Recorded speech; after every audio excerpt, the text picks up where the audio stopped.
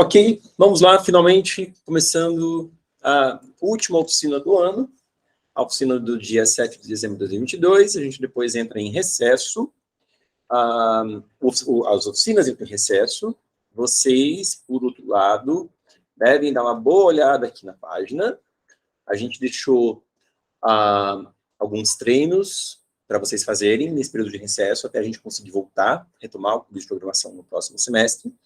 Então, tem aí, para o treino júnior, para o pessoal tentar se manter, tentar avançar na jornada de iniciação.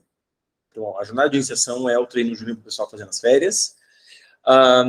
E, além disso, eu elenquei 5 tópicos avançados, que não são cobertos na jornada de iniciação. Alguns, assim, são avançados, mas não são tão difíceis, com vários probleminhas para praticar. Quer dizer, não são tão difíceis alguns, né? HLD e FFT são pesados pra caramba, são bem FFT, transformação de Fourier.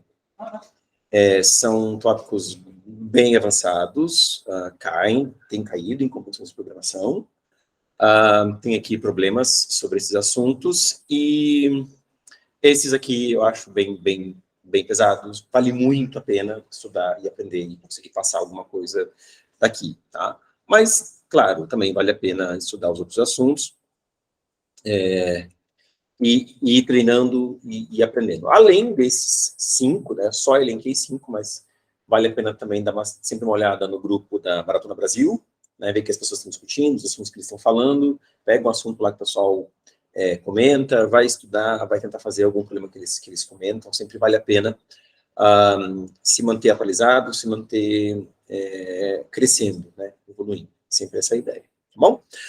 O link da presença na oficina está disponível já no Telegram, não esqueçam de preencher. Então, vamos falar sobre a oficina de hoje, né?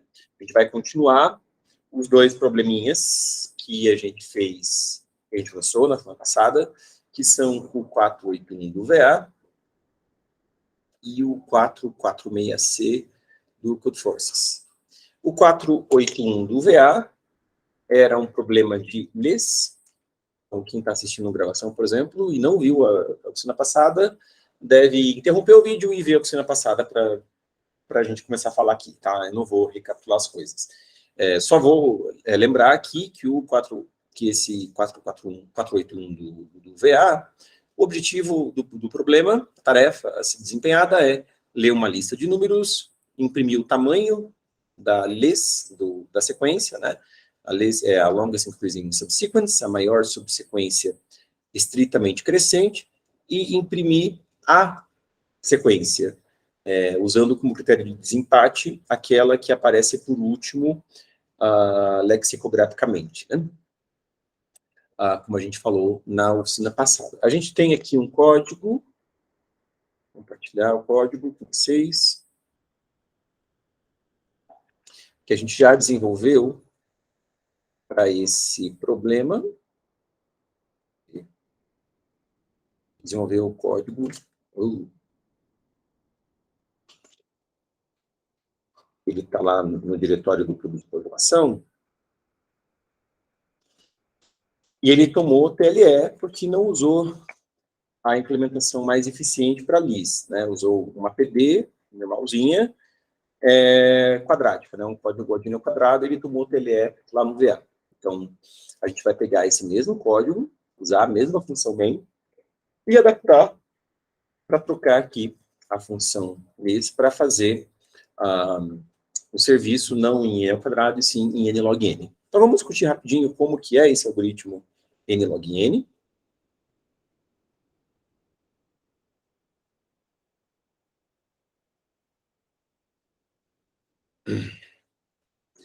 Para apresentar o algoritmo, que não é nada complicado, eu trouxe aqui um exemplinho, que é o mesmo exemplinho que está lá no livro dos Halim. Eu vou ter aqui um array, os índices eu vou chamar de 0, 1, 2, 3, 4, 5, 6, 7. Os números do meu array, o elemento AI, ficou um pouco desalinhado ali, mas tudo bem. Menos 7, 10, 9, 2, 3, 8, 8, 6. Acho que é o exemplo do problema, inclusive, lá no VA. E aí, a gente vai fazer a grande sacada dessa solução é a gente manter uma estrutura que é um array, que contém uma informação que é suficiente para a gente resolver o problema, mas que essa estrutura está sempre ordenada. Porque a partir do momento que a gente tem uma estrutura ordenada, a gente tem um array ordenado, a gente pode usar a busca binária e tentar reduzir a complexidade. Essa estrutura vai ser um array que eu vou chamar aqui de LI, como o Salim também chama. E o que esse array ele guarda é qual é o menor elemento de todas as subsequências que tem complemento I mais 1. Então, por exemplo, o array L0, ele vai dizer qual é o menor elemento de toda subsequência estritamente crescente que tem complemento 1. Então, de novo, falei tudo errado. De todas as subsequências crescentes que tem complemento 1, qual é o menor último elemento dentre todas elas? Então, você pega o último elemento de todas essas subsequências e vê quem é o menor. É isso que representa esse array LI. Tá? Então, aqui, por exemplo, fica claro que o L0, que eu estou falando, então, das subsequências de comprimento 1, o elemento é menos 7, porque eu só tenho uma subsequência crescente de comprimento 1 até esse momento, né, enquanto eu vou fazer esse serviço uma varredura linear sobre o vetor, e, inclusive, é possível que, a partir do momento que eu chego num determinado I, eu mude de opinião em relação ao valor do LI de alguém. Tá? Isso pode acontecer. Tá? À medida que eu vou descobrindo aí os elementos AI, eu vou atualizando os valores LI. No momento, eu estou considerando o vetor apenas até o elemento menos 7, e menos 7 é, dentre todas as subsequências crescentes de comprimento 1 que eu tenho até o momento, e é uma só, que é a sequência menos 7, o menor último elemento de todas elas é o próprio menos 7. Por isso que vai o menos 7 aqui para 0. Aí veja que quando eu considero agora o 10, na posição 1, veja, eu estou pegando de todas as subsequências de comprimento 1, eu sei que aqui tem o menor elemento, o menor último elemento é menos 7. E 10 é maior que menos 7. Então, todas essas sequências aqui de comprimento 1, que terminam em menos 7, eu posso colocar o 10 do lado e eu vou ter uma sequência de comprimento 2. Tudo bem? E por que eu considero o menos 7? Por que eu não considero as outras? Por que não é relevante ou não me interessa considerar as outras subsequências que terminam em outros elementos? Se os outros elementos eles são ainda maiores do que menos 7, veja que a estratégia gulosa aqui, ela funciona, né? Porque se eu tivesse um 11, aqui, por exemplo, uma outra subsequência de comprimento 1, que terminasse em 11, eu não ia poder botar o 10 aqui do lado. Eu não ia enxergar uma sequência de comprimento 2, porque eu peguei o 11, que é alto demais. E mesmo que eu tivesse pegado um 8, então tá, tem uma subsequência lá de comprimento 1, que termina em 8, e eu posso colocar o 10 do lado, né? E forma uma subsequência de comprimento 2. Só que o 8 é maior que o menos 7. Então, essa subsequência de comprimento 1, que termina em 8, isso está realmente muito esquisito, porque, como assim? 8 é uma subsequência de comprimento 1, termina em 8, sendo que eu poderia já ter aqui uma subsequência pegando, né, uma subsequência de comprimento 1 que termina em menos 7, eu posso botar um 8 lá, eu já tenho outra de comprimento 2. Tudo bem? Então, o 8 já apareceria, para mim, no meu L1, né, considerando as subsequências aí de comprimento 2, eu já teria 8 como a última posição definida, e o 10 já faria uma sequência de comprimento 3.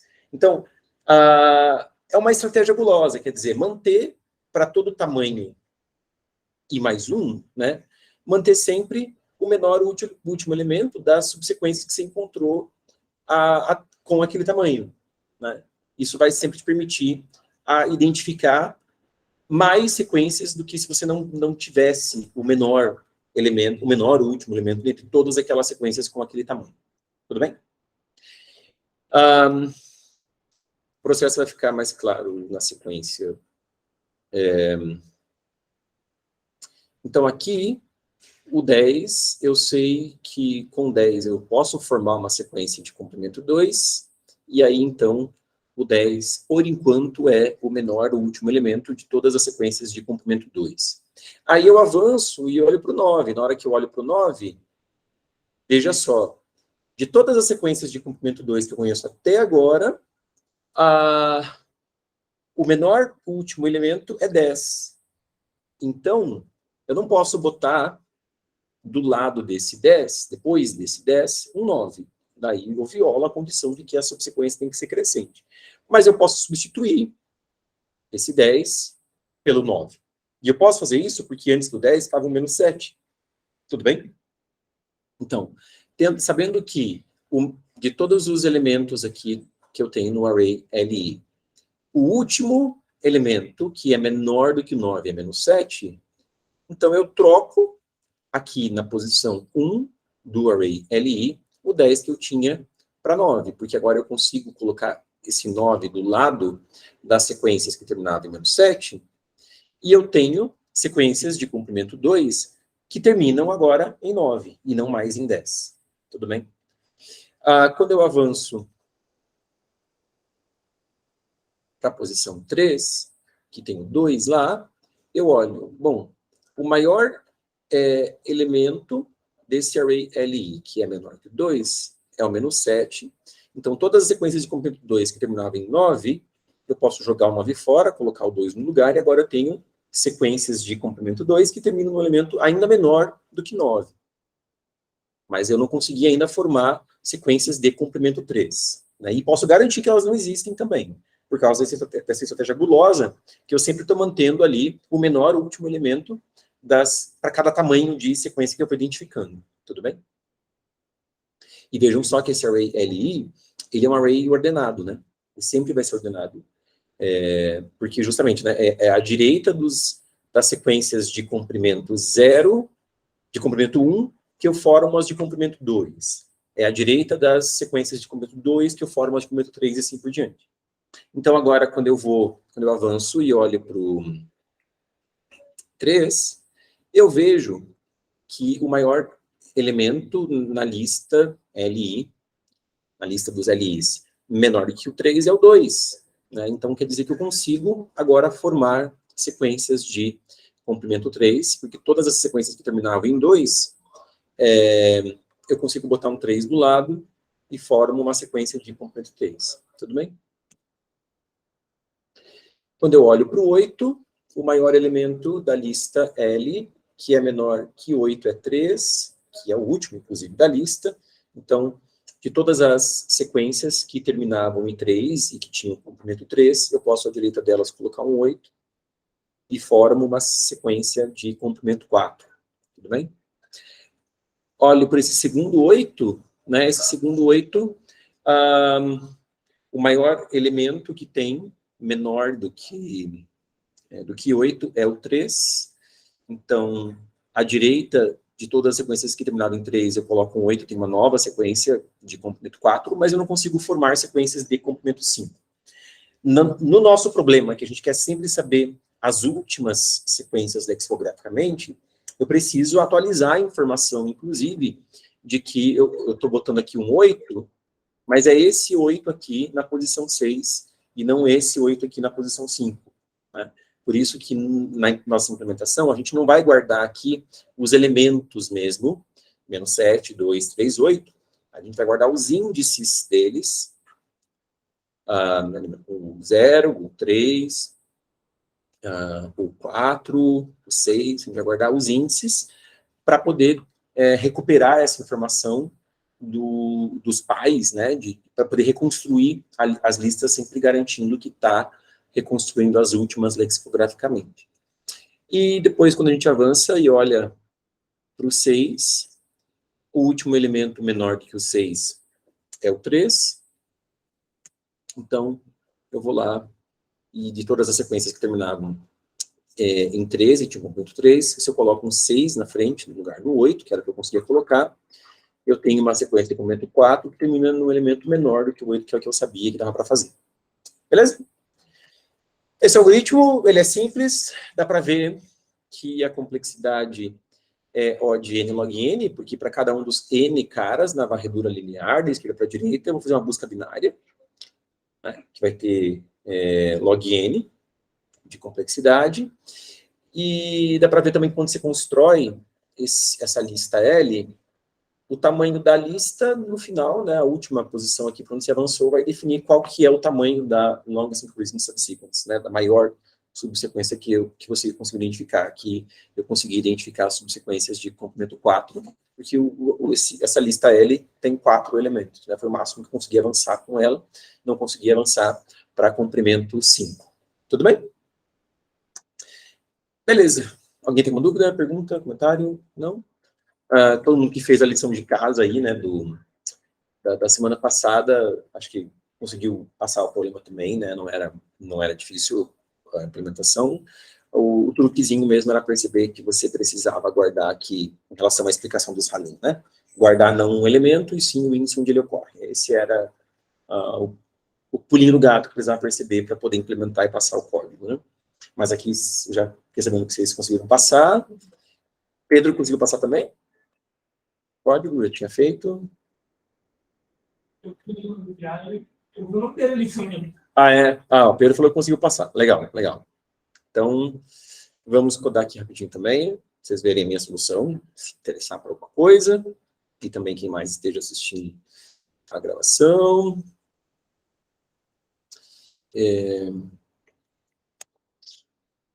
Beleza.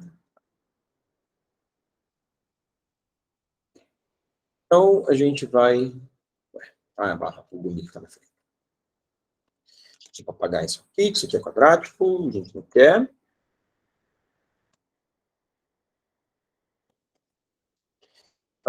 Eu vou operar o tipo do retorno, porque como a gente vai ter aqui um array L, que é aquela lista lá, né, que vai identificando os últimos elementos das sequências para cada comprimento, e eu já vou, então, à medida que for criando, que esse vector L, essa lista L for se expandindo, eu já vou identificando, inclusive, a resposta do problema, e esse valor eu vou retornar.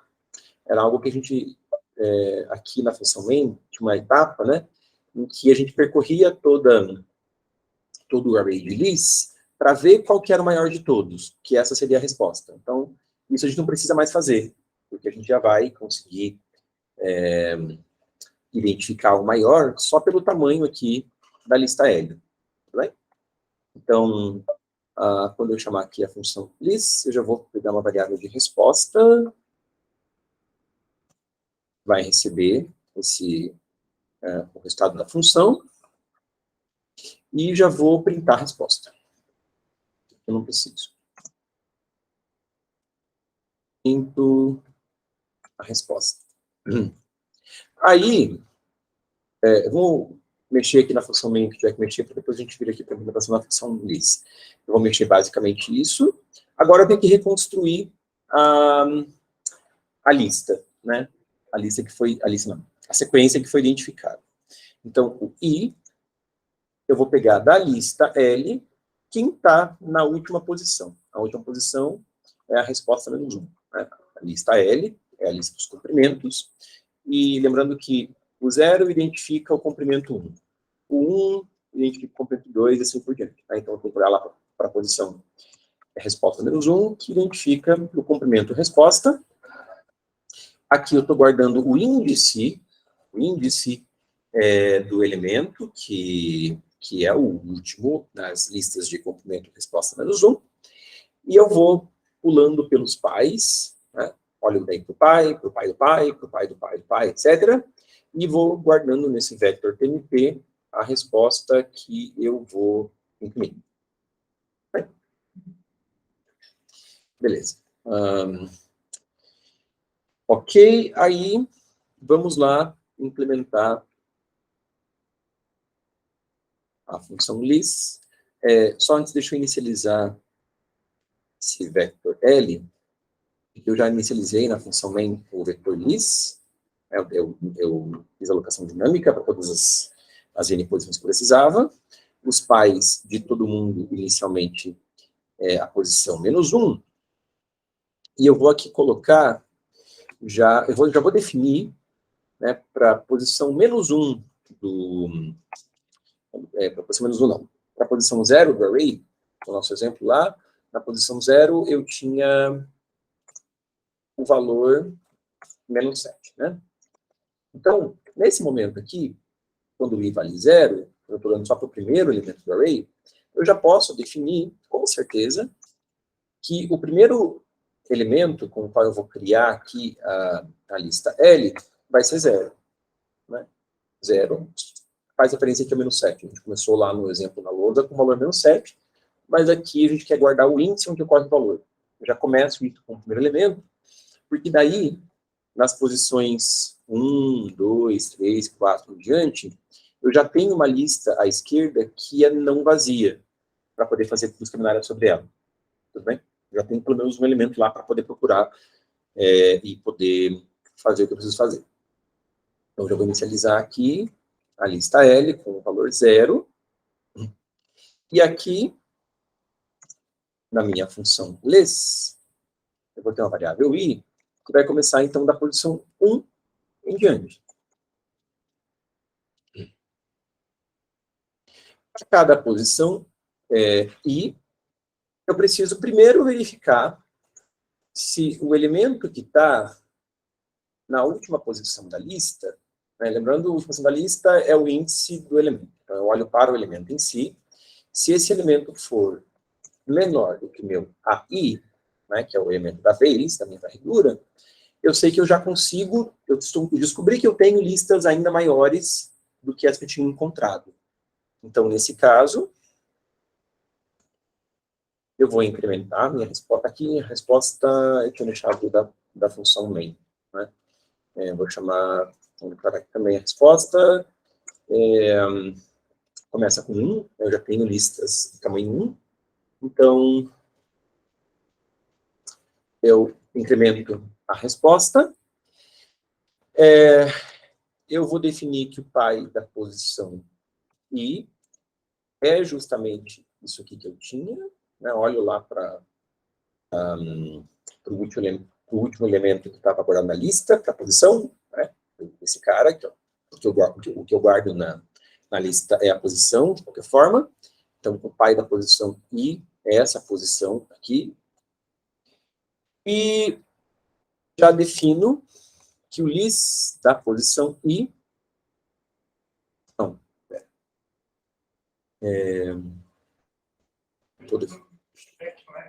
Eu tenho que fazer um pushback no L, ao invés de, assim, L pushback.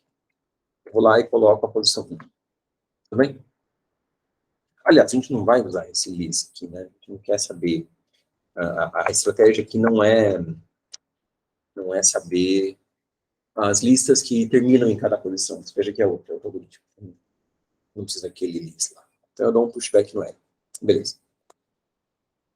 Se não, o que a gente vai fazer é o seguinte. Eu preciso fazer uma busca binária para identificar o menor elemento na lista, o maior elemento na lista que é menor do que o meu AI. Então, preciso passar o I aqui para a busca binária, né, para saber, ou passo o próprio AI. Enfim, da lista, qual é o maior elemento que é menor que o AI? Esse cara, ele existe, ele está na posição J. Nem que seja J, nem que a busca binária retorne -1, por exemplo, quando todos os elementos da lista são maiores. Né? Se todos os elementos da lista forem maiores, o J aqui vai ser retornado -1. Vai ser? -1.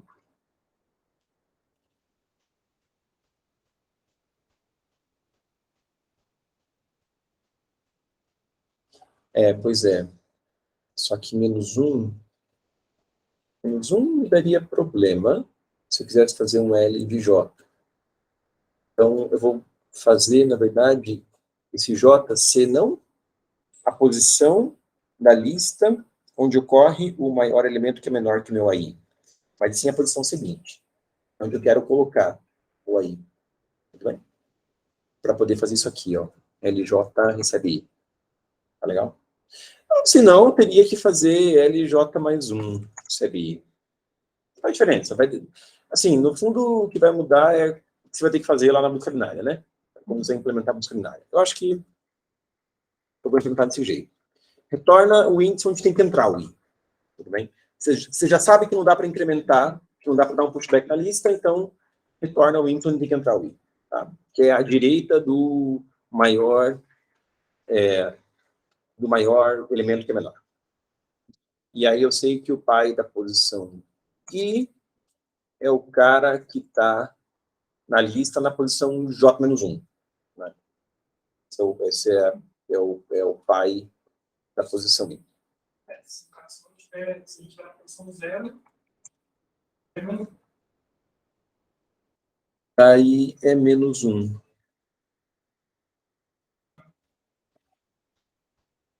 É verdade.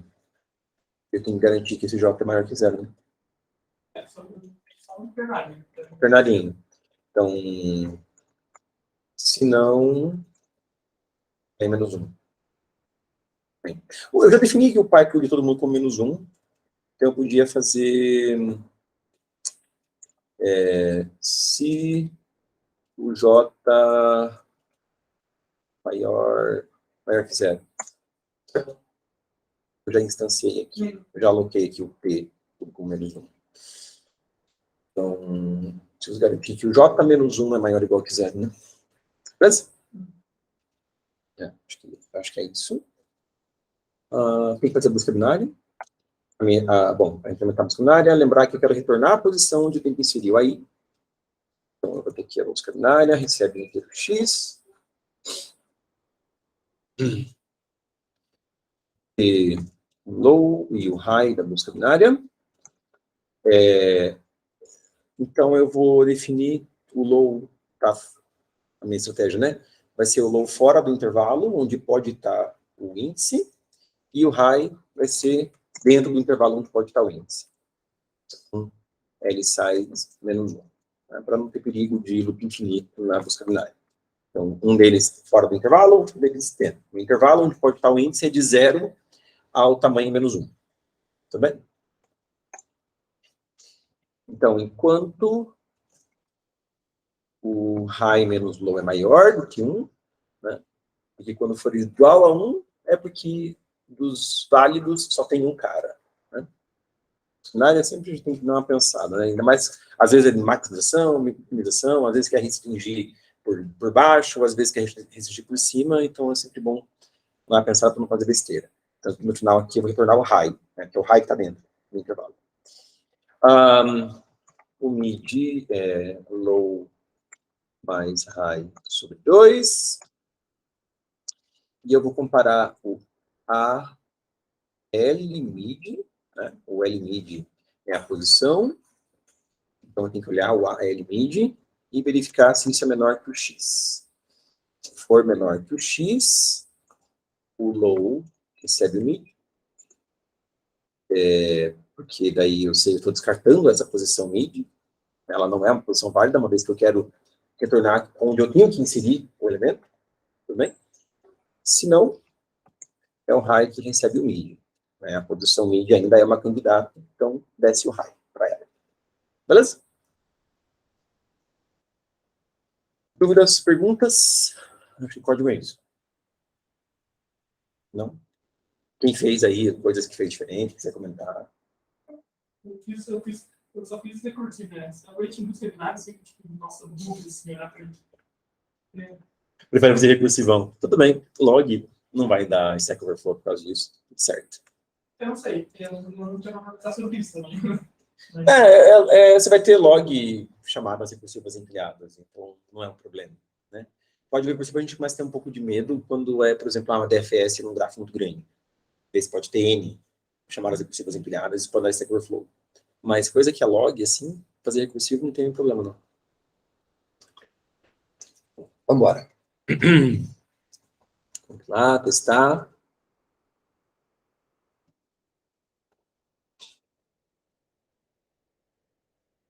A gente tem que codar uma segue aqui com lazy propagation ainda. Ah,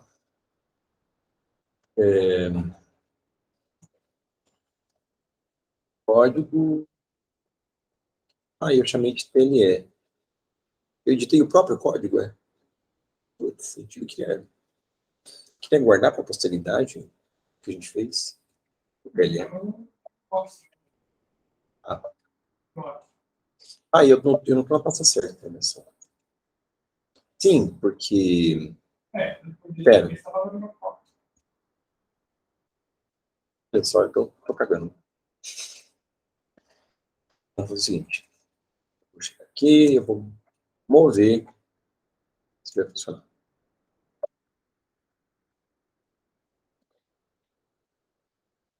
Por que esse código que eu alterei? Tudo isso aqui está no Dropbox, só que eu desliguei a sincronização. Então não vai dar problema. Eu ter movido, não vai dar problema. Aí aqui já está a versão correta. Só vou renomear o código.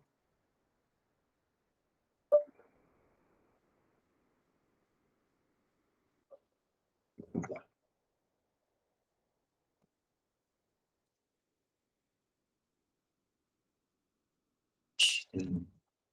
Rinho de function definitions not allowed here.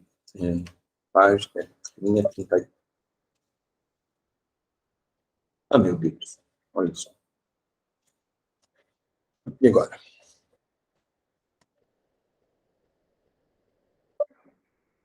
This was not declared. Eu não preciso disso para nada.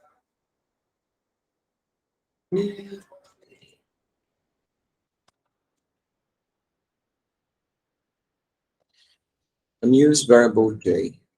Acho que aqui eu realmente não preciso. Aqui é só warning, mas eu quero deixar o código para a posteridade. Beleza? Botar o exemplo. Não é PNP. Menos 7, 10, 9, 2, 3, 8, 8. Ctrl D no terminal, encerro o arquivo. E deu muito errado. Deu errado. Não pode ser porque eu botei os valores um do ladinho do outro. 7, 10, 9, 2, 3, 8, 8, 6.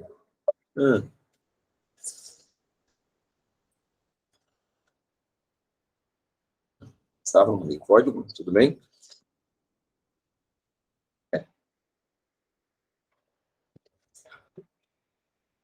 Coisas de atualização da função main.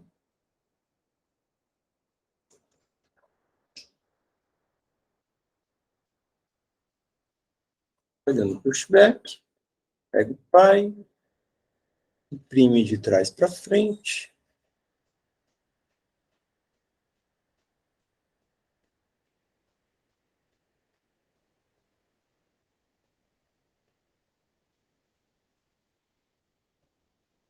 Curioso. Aqui.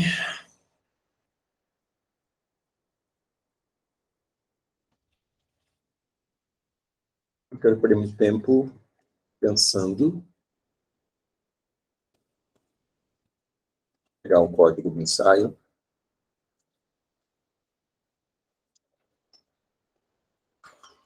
Extraordinária, vai. Nada extraordinário. Pausa. O ensaio ficou lá, o Liz.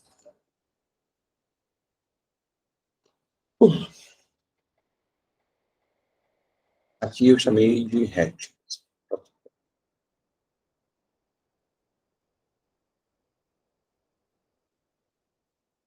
Mais. E... Tá. Fazemos caminhada. Aqui eu não faço a verificação que a gente está fazendo, mas que aqui, na verdade, foi um erro do ensaio e o código passou do mesmo jeito, porque os casos de teste estão fracos. Tem algo errado nessa lógica que eu agora. Ah, é? Não sei, pode ser.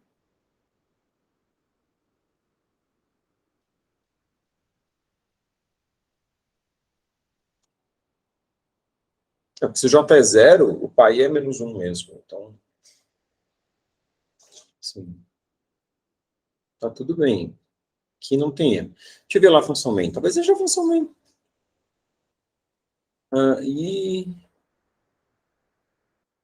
A resposta tem a resposta. Olha que a resposta ali deu errado, né? Deu 0.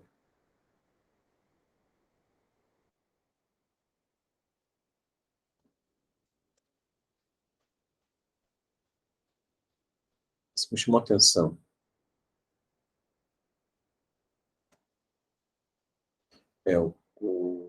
Minha aqui, a função main é igualzinha. Que coisa. Diferente, né? Lá na função list,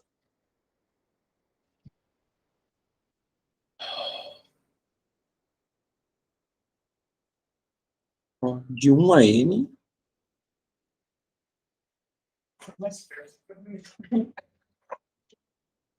Sim, a resolução. É que agora está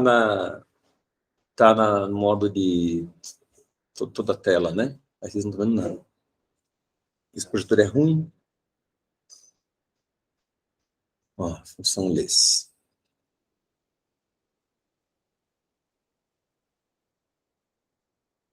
Mas...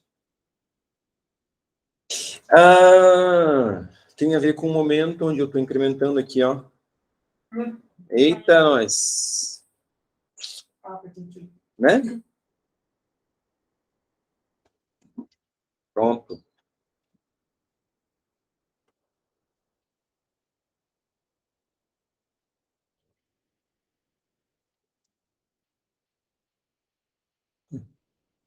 Ainda não deu.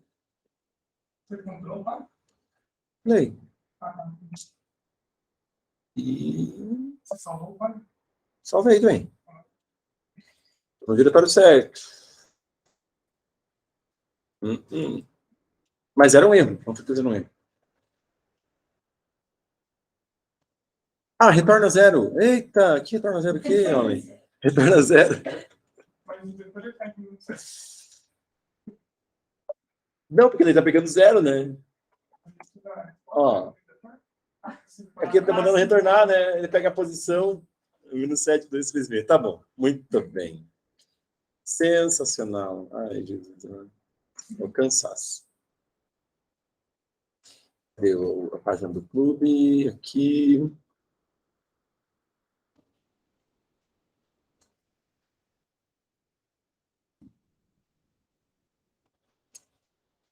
Ele vai dizer que tem que fazer login. Tudo bem, vamos fazer o login.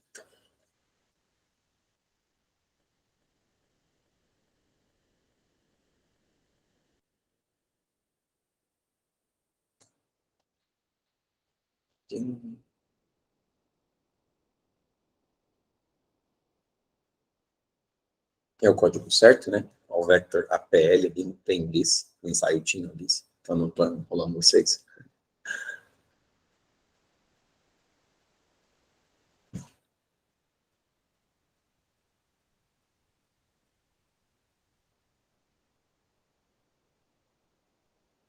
Passou. Beleza. Vamos próximo de uma vez, né? Que era dado um array, a gente tem que responder, tem que processar operações, que podem ser queries de um intervalo, quero saber a soma dos elementos daquele intervalo, ou pode ser update de intervalo, que eu tenho que pegar os elementos daquele intervalo e, na sequência, numerar com os números de Fibonacci, F1, F2, F3, etc., né, por aquele intervalo. A gente comentou, esse cara aqui, deixa eu... inclusive, a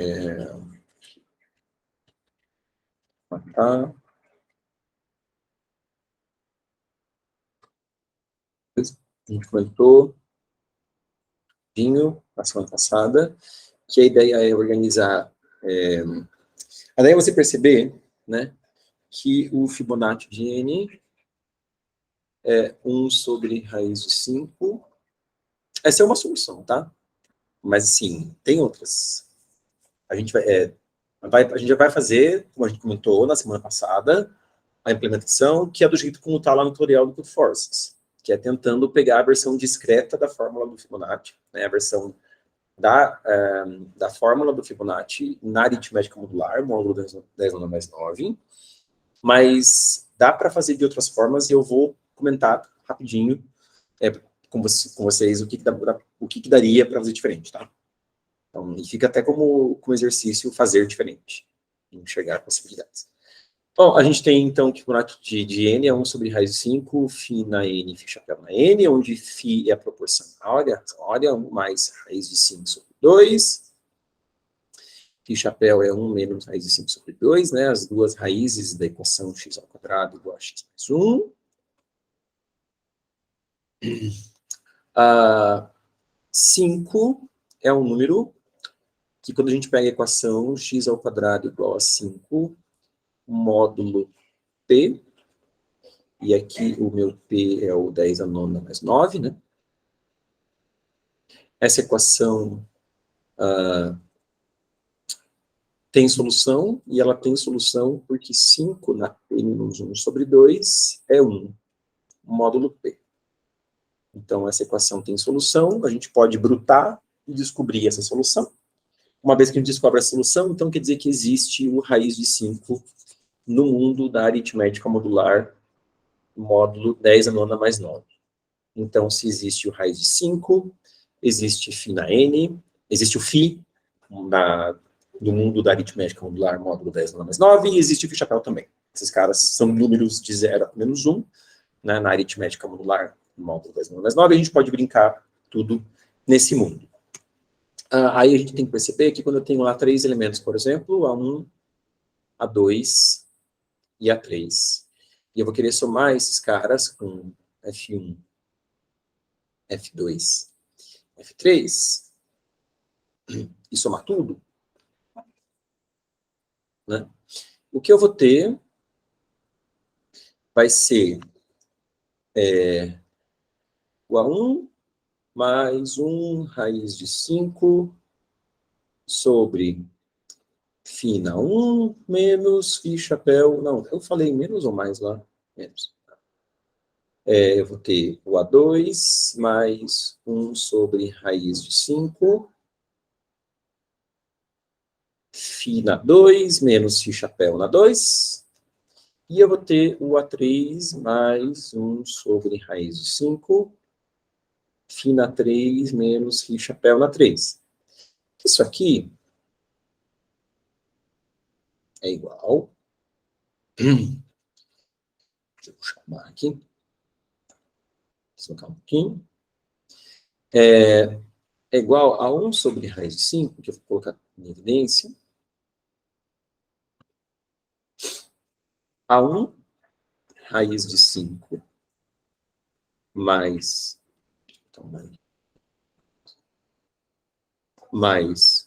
φ na 1 menos φ chapéu na 1, mais A2 raiz de 5 mais φ na 2 menos φ chapéu na 2, mais A3 raiz de 5 mais φ na 3 menos φ chapéu na 3. Então, eu posso pensar em inicializar uma segue-tree sobre um array em que as posições começam lá com valores A1 raiz de 5, A2 raiz de 5, A3 raiz de 5, e eu vou acumulando sobre essa segue-tree, fazendo updates, fazendo range updates dela, da progressão geométrica de razão φ. Vou fazer uma segtree, então, para cuidar desses caras aqui, para cuidar desse acúmulo, né, das somas das potências de φ, sobre um array que já começa com os raiz de 5, e vou fazer outra segtree para tratar das potências de φ-chapéu sobre um array que começa com todas as posições iguais a zero. Então, é um array, é uma segtree para fazer range update de progressão geométrica de razão φ, e a outra segtree para fazer range update de progressão geométrica de φ-chapéu. Vou tratar com duas segtrees, é uma possibilidade. Também dá para fazer com uma segtree só, mas fica um pouquinho mais complicado, mas também dá para fazer com uma segtree só. E uma coisa que é importante a gente perceber, como a gente viu, né, na semana passada, isso é possível porque quando eu sei, por exemplo, que eu tenho que fazer um update, sei lá, tem aqui o nó raiz da minha segtree, que já está com valor, por exemplo, 30. Os filhos dele são de 0 a 3 e 4 a 7, que estão com valores já 10 e 20. Né? E se eu tenho que fazer, então, um update aqui de todo o intervalo de 0 a 7, para somar as potências de φ, por exemplo, começando com φ1, φ2, φ3, etc., até φ7. Então, eu quero fazer um update aqui para somar essas potências sobre todas essas 7 potências com esses... 7 potências não, 8 potências. Das 8 potências com esses 8 números do intervalo, eu não preciso atualizar, né, as subárvores, porque eu já posso calcular qual que vai ser o novo valor. Vai ser 30 mais o φ1, porque eu estou pegando... começando as potências a partir de φ1, não a partir de φ0, né? Vezes a soma de φ0 até φ7, e essa soma é φ8 menos 1 sobre φ menos 1. Tudo bem? Então, eu já sei, né, que esse vai ser o novo valor. Vou chamar esse cara de val. Já posso fazer a atualização aqui desse valor para val. E eu só mando lasers para os filhos. Então, aqui eu vou deixar um laser lá marcado de φ1. Quer dizer que quando uma query ou um update descer por esse nó, eu vou ter que considerar as potências, começando na potência φ1 e olhando para as 4 primeiras potências que começam em φ1, né? Porque são 4 números que estão considerados nesse segmento, e mandando aqui para o filho à direita o lazy φ5, já que as potências de φ1 a φ4 foram para o lazy do filho à esquerda, as potências de φ5 a φ8 vão para o lazy do filho à direita. Beleza? Tudo recapitulado.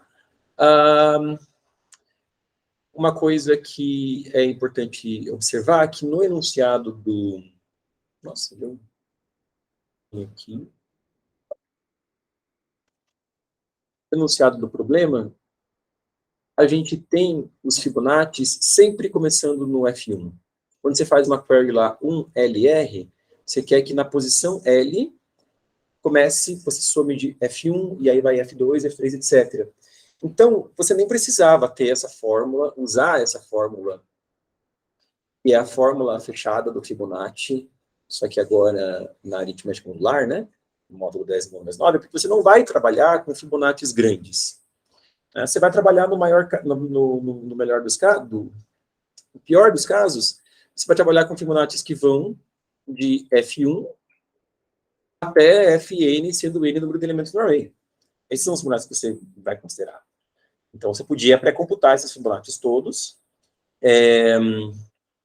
pré-computar, inclusive, as perfect sum desses caras, né? A soma do F1, a soma do F1 com F2, do F1, F2, F3, etc. Faz também no linear. um vetor de soma de prefixos, e você também teria um jeito de, dado um nó da segtree onde você está, você saber qual que vai ser o novo valor só consultando esse vetor de soma de prefixos, né? Que é isso que faz a segtree com lazy update funcionar. Você tem que ter um jeito, tem que ter uma fórmula que eu sei qual vai ser o novo valor do nó só pelo que está disparando o update e pela quantidade de caras que tem nesse nó, no segmento desse nó, né? Sem precisar descer para os filhos, mas mandando para os filhos informação de lazy, que quando eu descer para eles, também vai permitir a atualização. E eu posso fazer isso, a fórmula aqui, no caso, vai ser consultar o array de prefixos. Também daria certo. Também seria um jeito que não envolveria, inclusive, essa fórmula aqui em matemática discreta. Mas a gente não vai fazer assim, fica de exercício, vocês fazerem assim, é bem legal. A gente vai manter a solução do tutorial do Forces, e que a gente também falou, porque eu acho bem legal essa solução. Ela é até mais poderosa, ela permitiria, por exemplo, resolver um problema quando você está falando de valores de Fibonacci altos. É que não é o caso aqui, mas se o setter quisesse fazer, o update vai da posição L até a posição R, começando no Fibonacci de 10 a nona. Aí esquece pré-computar as coisas com soma de prefixos. Você não tem como pré-computar, você vai ter que fazer a fórmula mesmo, então é um jeito muito mais poderoso. Não precisa para esse problema, mas é um jeito mais poderoso, então por isso a gente vai fazer assim, tá?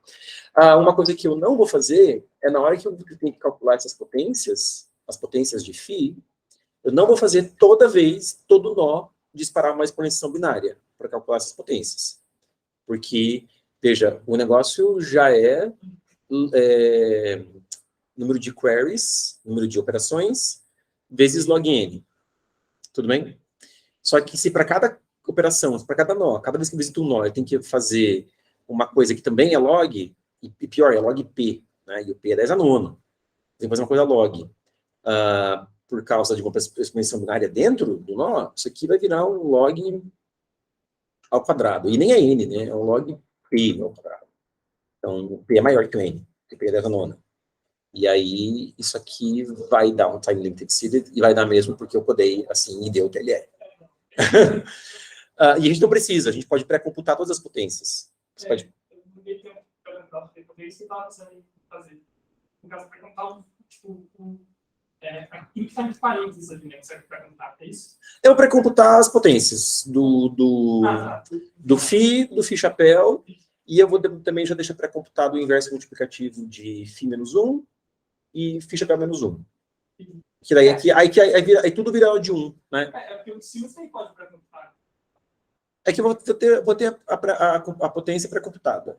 Então, fazer menos 1 vezes um negócio que está pré-computado, vezes, é tudo isso que é o de 1, né?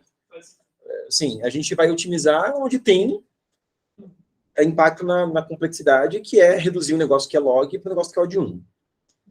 Dali em diante não precisa, assim, quiser pré-computar mais coisas, aí é refinamento, mas não vai ter impacto na complexidade. Bom, então eu vou deixar as potências de φ e chapéu pré-computadas, já que a gente pode fazer isso. Mas claro que numa solução mais geral a gente não teria como fazer isso, você teria que fazer mesmo a exponenciação binária, se você quer potências muito grandes, né, que você não tem possibilidade de pré-computação. Tá? Porque se o n é 10 a nona, eu não posso ter todas as 10 a nona primeiras potências pré-computadas com essa memória. Não tem nem tempo 10 a nona para computar todas as potências, porque eu não vou precisar de todas elas, e eu não tenho nem espaço também. Né? Aí tem que calcular mesmo as potências. Eu posso pré-computar algumas, né, com alguma estratégia aí, mas ainda assim eu não vou conseguir otimizar muito um fator log. Talvez um fator log-log, mas não... Trocar um fator log-log com uma coisa muito esperta aí de pré-computação, talvez dê, né? Mas, enfim. Beleza? Ok. Vamos codar uma vez, né? Já recapitulamos o que tínhamos que recapitular, e algum ou outro detalhe mais técnico de implementação que não tinha falado na semana passada. Agora a gente vai para o código. Eu não quero me perder nesse código, então eu vou pegar minha colinha aqui do lado.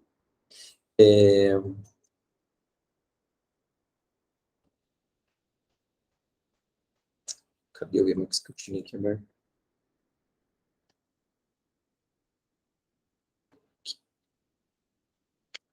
Então, eu vou começar encontrando aqueles caras na aritmética modular 10 no ano mais 9. Né? Tudo bem que o tutorial do Core Forces tinha os valores, mas no mundo que você está codando lá, você está competindo, você não tem esses valores, você tem que descobrir. Então, a gente vai começar por aí. Vou começar com um código aqui. Opa. Eu vou chamar de CF481, 481 nada, 446, né? 446C de pré-processamento. É o código do pré-processamento do problema, né? Que tem informações pré-processadas, pré-computadas, para poder escrever o código mesmo. Então, aqui, rapidinho, eu quero descobrir, né, quais são os valores que eu preciso descobrir para poder fazer meu código. Eu vou definir aqui o P, que é 10 a nona, 1 seguido de 9 zeros, troca o último zero por um 9, esses caras no meio, vamos substituir por zeros. Beleza. Aqui é o P. Primeira coisa, eu quero descobrir quem é a raiz de 5. Né? Então, para fazer raiz de 5, eu posso... Bom, no mundo ideal, eu nem sei se 5 tem raiz. Seria uma primeira coisa para descobrir. Porque se 5 não tiver raiz, a solução que a gente tem vai por água abaixo. Então, para descobrir que 5 tem raiz, eu tenho que calcular 5 na P-1 sobre 2 e ver que isso é 1. Se for diferente de 1, eu zica e eu vou ter que, talvez, fazer uma segue uma atualização de progressão geométrica de matriz. Tá? Seria uma coisa mais complicada. Então, beleza. Eu imprimiria uma carinha triste, não deu, 5 não tem raiz, na aritmética módulo P, ferrou. A gente sabe que não é o caso. Aqui o XPmin, eu vou codar. Eu vou precisar depois também. Se y é 0, retorna 1. Se y é ímpar, retorna x vezes x elevado a y menos 1. Se não, pega o x na y sobre 2 e retorna z vezes z, ao quadrado, né? Módulo p. Tudo bem.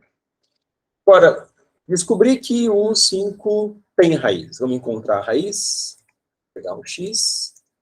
Tenho certeza que essa raiz não é 1, já posso começar em 2. Enquanto o x vezes x mod p for diferente de 5, o próximo, a força bruta mesmo. Quando parar, quando quebrar o for, uma hora vai quebrar, porque eu já sei que o 5 tem raiz. O x é a raiz de 5. Então, raiz de 5 vale x.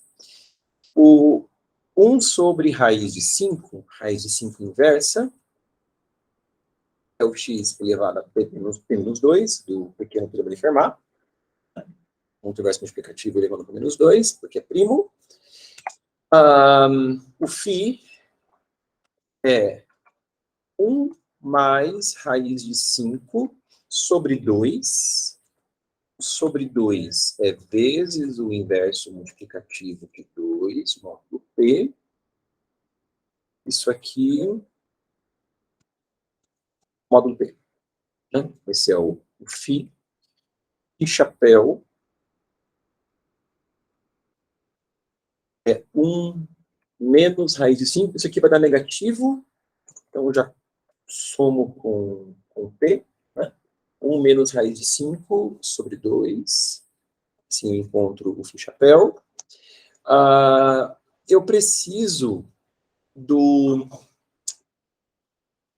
φ menos 1, inverso multiplicativo, e do φ chapéu menos 1, para os denominadores lá, aquelas frações. Vou chamar esses caras de φ m1 de menos 1, ing, né, φ menos 1 inverso. Então, é o inverso multiplicativo de φ menos 1. E também o φ chapéu menos 1 inverso. Vou precisar desse cara. Opa, φ chapéu. 1 módulo pelos 2. E vamos imprimir essa galera toda. Então, vou imprimir aqui raiz de 5, LLD, raiz de 5. Aí, macro para isso aqui, não, tudo bem. Raiz de 5 índice, e eu estou imprimindo assim já com as fontes altas para botar tudo com define lá no código em si, tá? Eu vou botar o define aqui já. Acho que precisa de conta barra. Não lembro. Tem que fazer da cerquinha. Não sei, no Apex sim. Fico, às vezes, né, código em C, código no Apex, você não sabe mais de nada. Vou deixar assim, qualquer coisa vai dar ruim.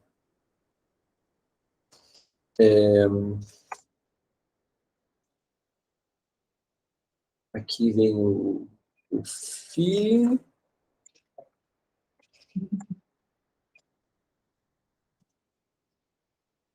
Chapéu. Depois, o φ menos 1 inverso e o φ chapéu menos 1 inverso.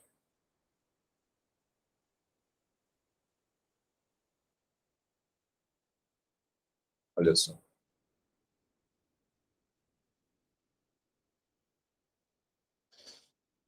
Chega de pré-computação. Nossa, tá ruim, né, a resolução para vocês. Não sei. Eu acho que aqui dá para dar tela cheia, eu não sei como. Realmente eu não sei como. Já tá claro. Pois é. Mas, tipo, dá para ler tranquilo. Dá para ler. Talvez se eu reduzir o tamanho da janela, aumenta a fonte, ó. Melhorou? Melhorou? Reduzindo a altura da janela, como está na tela cheia, ela aumentou ali a fonte um pouquinho. Beleza. Então, vamos compilar.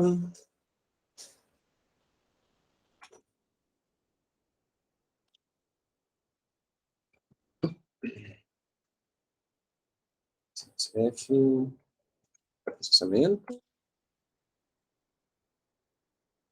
Deu uns erros. Não foi declarado, amigo. Reclamando.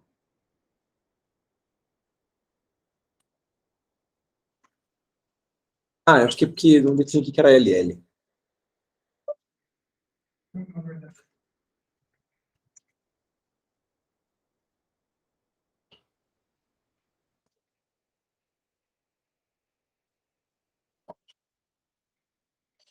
Aqui estão os valores. Olha que legal. Aí a gente abre o... Ops, não estou pensando nada.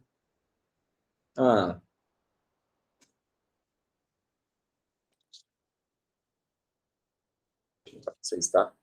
Compilei e enrolei o código no terminal e deu aqui os defines da vida, que eu estou selecionando para chegar no código limpo que eu vou abrir aqui. E vou botar... Ó, que legal, hein? Trazendo as constantes pro código, tá? Deixa eu compartilhar só esse Emacs aqui, onde a gente vai codar então agora.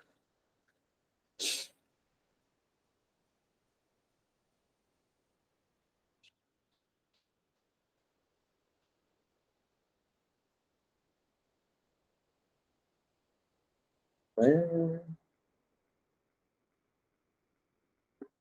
que aconteceu aqui?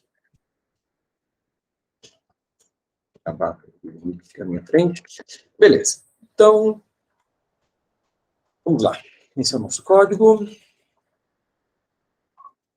A gente sabe que vai ter que implementar uma SegTree que faz o range update de progressão geométrica. Aliás, das constantes aqui eu preciso do P também, que eu não peguei lá do código.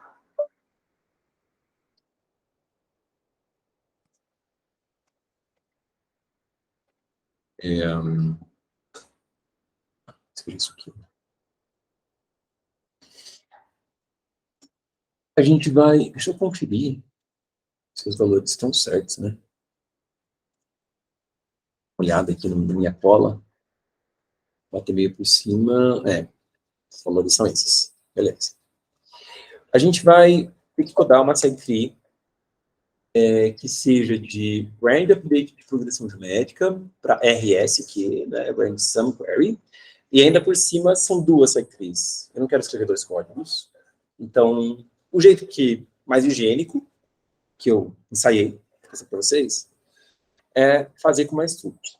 Eu vou criar geralmente não faço SegTree assim, geralmente a gente coda SegTree com as coisas globais mesmo, então você vai ter lá um array dos dados, o array ST, que é onde você guarda a SegTree, né, num arrayzão, começando da posição 1 em diante, e sempre vezes 4, né, porque por causa do tamanho da SegTree tem que ser pelo menos 4 vezes maior do que o tamanho do array. O array de lazy, para cada nó da seg, e, bom, geralmente a gente faz assim, com essas coisas globais. Mas eu não vou fazer isso porque eu preciso de duas SegTrees e eu não quero ter que codar tudo duas vezes, uma falando da SegTree 1 e do outro da SegTree 2, por exemplo. Tá? Então, eu vou deixar, de qualquer forma, global o array de dados, mas a minha SegTree vai ser uma struct, e eu vou botar aquelas coisas todas dentro da struct. Eu só não posso fazer algo como st 4 vezes max. O max é muito grande, né? Max é 3 vezes 10 na quinta. E se eu quiser compilar isso com o array alocado dentro da struct, vai dar para a segmentação. Não vai dar certo. Então, eu tenho que fazer a colocação dinâmica. Eu vou colocar aqui um vector DLL, st, lazy. Eu vou ter como... O que define a SegTree é a base, é a razão da PG, né? É a base da exponencial, a base das potências que você vai considerar. Se vai ser φ ou φ chapéu. Então, esse valor aqui, eu vou chamar P, né? É a base da exponencial que ela segue. E eu já vou pré-computar as potências de B dentro da seg. Tá bem? E eu vou colocar aqui denominador, é aquele denominador lá na base menos 1, inverso multiplicativo. Eu vou deixar já gravado da seg também, pré-computado, para poder fazer as contas. Eu vou definir um construtor, vai receber a base que você quer, o denominador, vai definir que a base é aquela base, o denominador é aquele denominador, e vai alocar esses caras aqui, esses vectors, vai alocar o ST, precisa receber 4n posições, que eu já vou inicializar todas com 0, porque o caso da seg que começa, a seg das potências de chapéu, tudo começa com 0, não vai ter construção da seg, não vou chamar a função build para construir a seg. É só no caso da seg com as potências de φ, que eu vou fazer a construção mesmo, né? Então, já deixo por padrão tudo igual a 0. Lazy, todo mundo já também começa com lazy igual a 0. E... só para ter uns passos a mais, assim. É porque a conta seria 2 elevado a teto de log de n na base 2. Né? Você pensa, uma seg para 8 valores, isso é falado lá no livro de Salim. A conta de quantos nós tem uma SegTree sobre um array de n elementos. Não é n. Não é n nós. Né? A conta que você faz, se não me engano, é 2 elevado a teto de log de n na base 2. E 4 vezes n dá. Assim, se tudo para a barraca, 4 vezes n é o suficiente. Mas geralmente não precisa de tanto. Tá? Acho que o 4 vezes n ele é atingido para valores bem pequenos de n, se não me engano. Talvez 2. Não, 2. Para 2 eu vou precisar de 3 nós. É por isso, ó. Se eu tenho 2 elementos no array, eu preciso de 3 nós, só que eu não uso a posição 0 do array. Eu preciso de 4. Tá? Mas daí, pois é, o n é 2. Aí não tá precisando. 4n aguenta. Tá? A conta não é 4n, é um número menor que 4n. Tá? Mas 4n aguenta. E isso porque considera inicializar a seg a partir da posição 1. Né? Só para você poder ter aqueles left e right, do jeito que o left é o p vezes 2, e o right é o left mais 1. Assim, não lembro de cabeça, eu acho que eu falei disso, do número de nós da SEG, na aula sobre SEG lá na jornada de iniciação. A continha que você faz lá.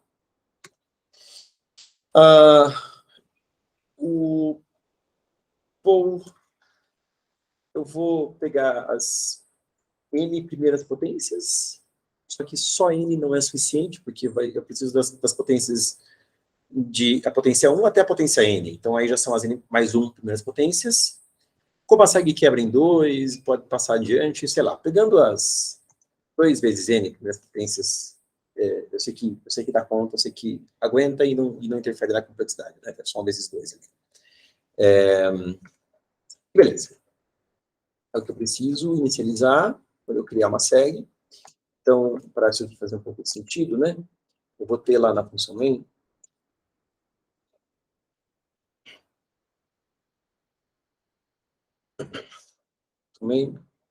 a primeira coisa que eu leio é o n e o número de operações.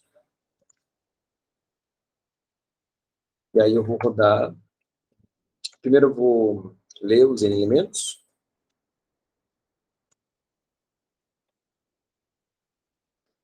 Então, eu leio os n elementos. E vou rodar um laço p vezes. Né? Aí eu vou fazer a leitura de 3 valores. O código da operação, C1 ou C2, e o J.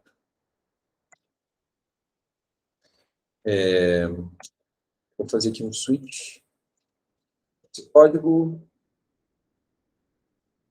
Oh, meu Deus. Aqui, caso 1, break, caso 2. Só que antes de entrar nesse laço, eu tenho que criar as segs. E as segs, eu vou fazer assim, ó. Vou ter a seg aqui. S1, que eu estou criando a razão φ, e no denominador vai φ menos 1 inverso. E a seg S2 é a razão φ chapéu menos 1 inverso. Tudo bem? Então, assim, já criou as segs. Para a função, para a seg S2, é tudo que eu preciso, porque eu estou utilizando sobre um array todo zerado, né, que são as potências de chapéu. Para a seg S1, eu ainda preciso construir a seg.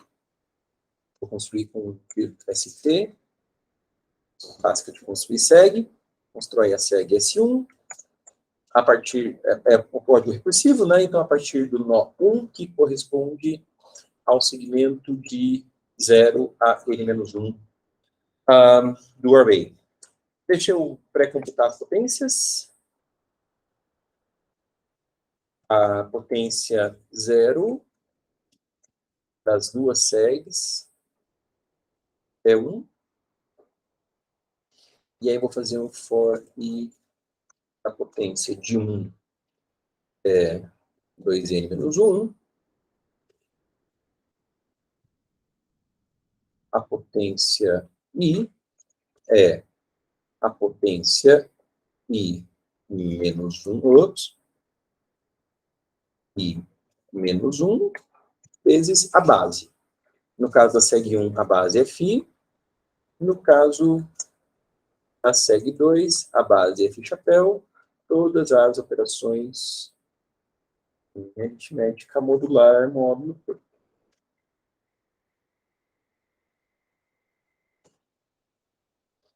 Beleza? Então, aqui eu estou inicializando as segs. E aqui eu vou tratar das operações. Até aqui, alguma observação sobre como que a gente está construindo a seg, o que vai ter dentro dela. Bem, deu para entender o que a gente está fazendo? Ok. Tendo isso em mente, então, quando eu ler uma operação do tipo 1, de acordo com a descrição do problema, tipo 1 é update. Tá? Então, eu vou chamar, aliás, vejam que aqui na leitura eu tratei tudo com indexação em 0, o enunciado do problema trata com indexação em 1. Né? Então, eu li o I e o J, eu preciso fazer isso aqui. Mas isso é padrão de exercícios com segtree, bit, né? A gente sempre lê índices, dá menos nos índices. Eu vou ter que, então, fazer um update na seg S1, dando que update a gente sempre dispara a partir da raiz da seg, que é o nó 1, que corresponde ao segmento 0,1. Update, um range update, né? O range é o range de IJ, o intervalo IJ. E aqui eu vou colocar o valor. O valor de atualização, o valor de update, é a potência a partir do qual eu quero que comece a contar. E no caso, eu quero que comece a contar a partir da potência 1. Né? Então, que é φ na 1, φ na 2, φ na 3, etc. Φ-chapéu na 1, φ-chapéu na 2, φ na 3, etc. Tá? A partir da potência 1 é que eu quero que seja feito o update nesse intervalo de IJ. Tudo bem? E é sempre 1. O problema é facilitado com isso, inclusive. Mesma coisa para seg 2. Dá um update a partir da potência 1, só que aqui da base da seg, que é φ-chapéu. Ok? Isso é tudo para as operações de update. Já para as operações de query, a gente vai pegar e vai dar uma query na seg, dispara a query a partir da raiz da seg, que é o nó 1, que corresponde ao segmento 0 até n-1. O intervalo é IJ. Query retorna um valor. Vou guardar. Eu não posso fazer isso aqui, né? Se eu fizer inicialização de variável no meio de um switch, dá erro de compilação. Vou colocar a variável em cima. Ups, pelo amor de Deus, não.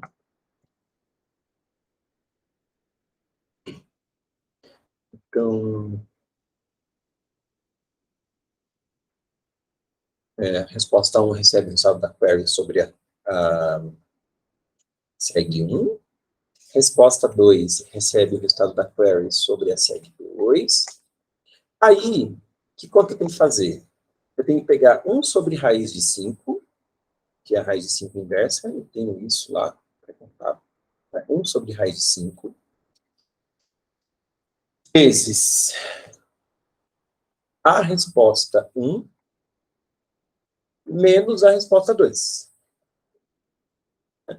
Porque aqui, na resposta 1, já tenho o A1 vezes raiz de 5, mais o acúmulo das potências de φ. Menos a resposta 2, aqui eu tenho o acúmulo das potências de φ-chapéu. Então, é 1 sobre raiz de 5 vezes resposta 1, menos resposta 2. Tudo isso aqui tem que ser modular. Isso aqui, inclusive, pode dar negativo. Então, eu vou colocar um mais P mod P. Eu sou do tipo conservador, morro de medo de overflow, então eu vou tirando o módulo a cada operaçãozinha mesmo. Tá? Mesmo quando é mais e menos, eu tiro o módulo. Se é menos, eu boto um mais P e tiro o módulo P, porque morro de medo de overflow. Apesar de que mod é uma operação que custa tempo. Né? Mod é uma operação cara, mas assim, não acho que, por uma competição de programação, tirar um mod a mais ou um mod a menos deveria ser o que faz o código deixar de passar ou não. Então, é só se fosse um código realmente que está muito ali no limiar de passar ou não passar, é que o mod faria o código deixar de passar, né? Também a multiplicação tem que ser modular, e esse valor é que eu tenho que imprimir.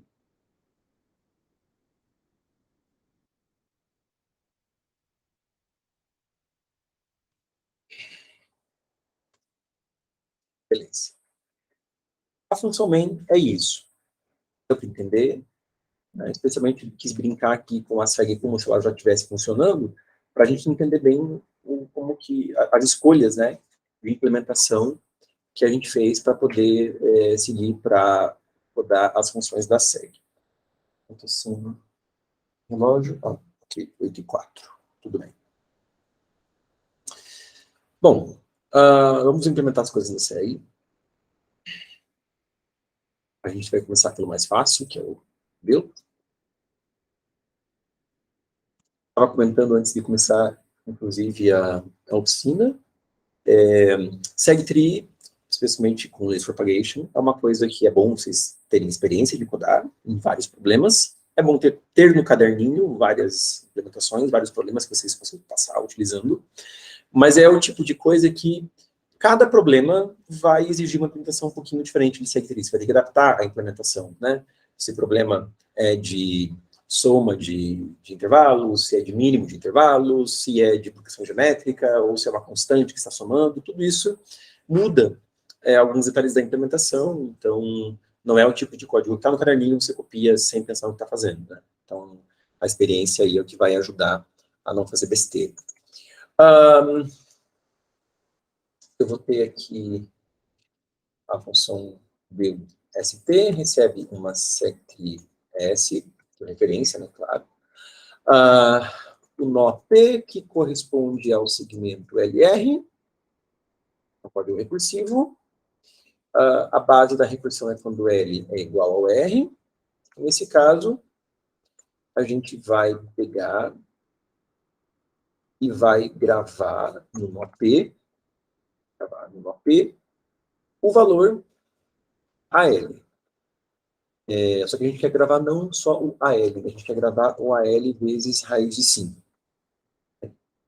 Então, AL vezes raiz de 5, módulo P.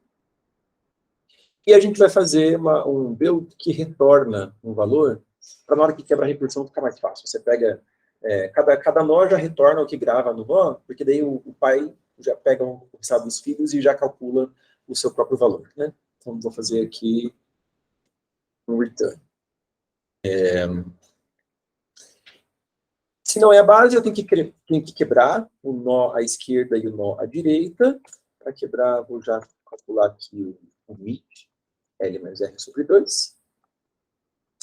Então, eu vou ter que chamar a função de construir a mesma seg para o nó à esquerda, vai de L a mid, e vou também olhar para construir a seg para o nó à direita, que vai de mid mais 1 a R. Os dois resultados, né, os valores que forem gravados nos dois nós, eu vou somar. Essa soma, fazer módulo P, e é ela que eu vou gravar no nó P, retornando. Ok? Beleza. Aí a função de build da nossa SegTree. Veja que a build só é usada para a seg das potências de φ, né? Sempre bom lembrar. A gente vai fazer agora a função de update. Tá tudo bem. Update mais difícil. Vamos fazer a query primeiro. Fazer a query.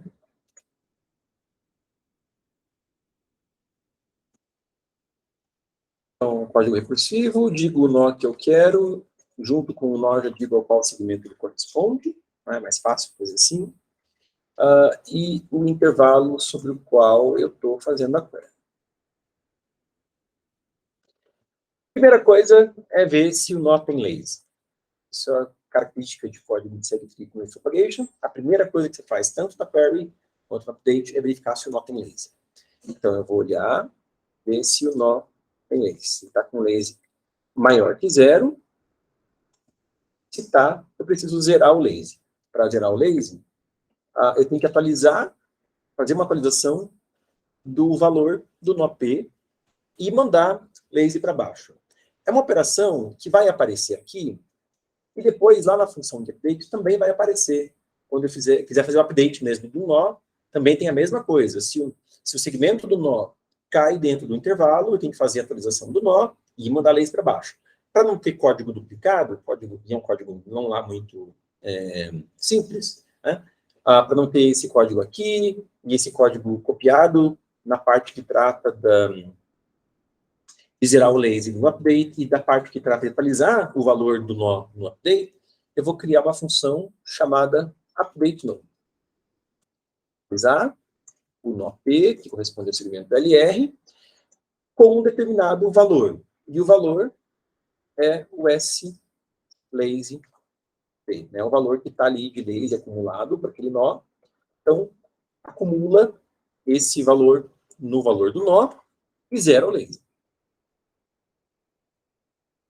Zero lazy. Lembrando que aqui pode ter acontecido, inclusive, a propagação, vai acontecer a propagação de lazy para os fios. Também a função updateNode já vai tratar de mandar lazy para os fios. Tendo zerado lazy, a gente pode começar a brincar. O primeiro caso é que eu estou fazendo uma query sobre um intervalo que é totalmente disjunto do segmento. Primeiro caso base, se o intervalo é disjunto do segmento, quer dizer que o R do segmento é menor que o I do intervalo, ou então o L do segmento é maior que o J do intervalo. Né? O segmento está terminando antes de começar o intervalo ou começando depois que o intervalo termina. Nesse caso, como é uma segue aditiva, a gente retorna zero. Né? Outro caso base é quando o segmento já tem toda a informação que ele precisa para responder a query. Né? Quando o segmento está totalmente contido dentro do intervalo, que é quando I menor ou igual que L, e o R menor ou igual que o J. O segmento totalmente contido no intervalo, ele já tem toda a informação que ele precisa para responder a query sobre o intervalo, e o que ele vai retornar é o valor que está lá gravado no nó. Se não, eu vou ter que quebrar. L mais R sobre 2 é o mid. Eu vou ter que quebrar em filha esquerda, filha direita, fazer a query para o filho à esquerda, que corresponde ao segmento L mid. Faço a query para o filho à direita, que corresponde ao segmento mid R, o intervalo da query é o mesmo. Né? Aquilo que eu receber de resposta dos dois filhos, eu somo mod P, e é o que eu vou retornar. Beleza? Vamos já implementar esse update node, antes de ir para a função de update mesmo da seg. Então, vou ter que essa função update node, atualizar o valor do nó P, que corresponde ao segmento LR, e de um determinado valor.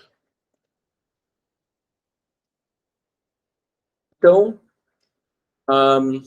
eu vou pegar o que eu tenho que fazer. Bom, esse valor pode ter vindo do lazy, que estava no nó, ou ele pode ter vindo porque é a potência mesmo que eu quero acumular, quero somar no valor do nó. Eu preciso considerar o número de elementos que tem dentro do segmento. Esse número de elementos dentro do segmento é R menos L mais 1. No caso... Peraí. Deixa eu pensar.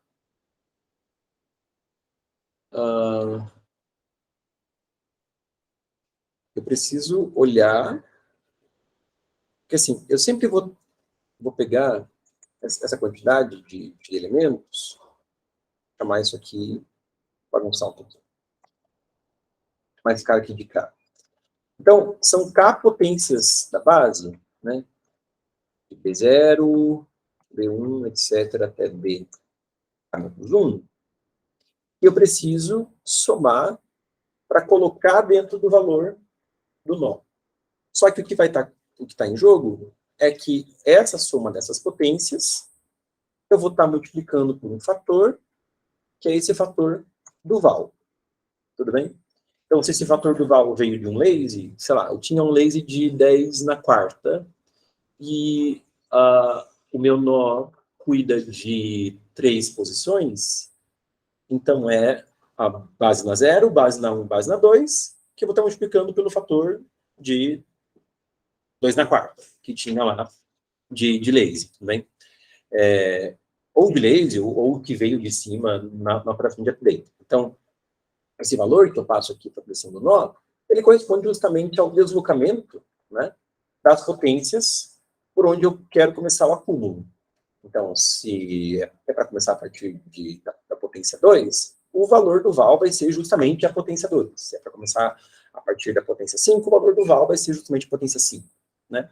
Então, o que eu vou fazer sempre vai ser essa mesma soma, né, a base na 0, base na 1, etc., a base na K-1, só que vezes justamente esse val, esse fator que corresponde ao deslocamento a partir de qual potência eu quero fazer a soma. Tudo bem? Então, primeiro de tudo,